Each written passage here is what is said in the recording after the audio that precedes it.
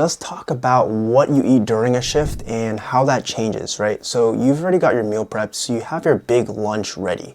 So for me as a night shift worker, I typically like to eat my meals earlier on in the shift because something I'll talk about in another video is circadian rhythm and how meals actually and food that we intake actually affects that rhythm. And so as a rule of thumb, you always want to be doing things that is most in accordance with your current circadian rhythm. And what I mean by that is, for me as someone who knows that day shift is my normal circadian rhythm, I'm usually running on a clock that is more so fitted towards a day shift, right? This means also eating in the same times that I would typically if I were still on a day shift, right? And by eating earlier, that means that you're essentially eating during dinner time or your normal daytime.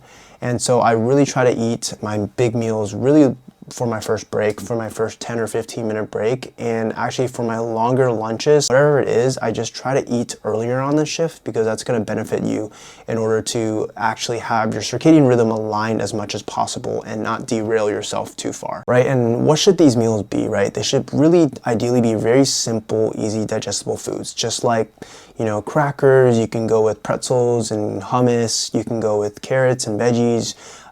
Again, try to keep the carbs low because you don't want to feel slumped, especially during night shift. And the other big thing is to keep protein a priority. Always make sure you have enough high protein, right? Make sure you're hitting that 200 grams or so a day. I know it's a lot. And when you start first tracking, this is going to be really shocking. Like, you're going to realize how much protein you're not getting. And that's the point, right? Like, of tracking. Just kind of get an idea of where you're at, where your baseline is at, and that will give you a better idea of like how much you should eat.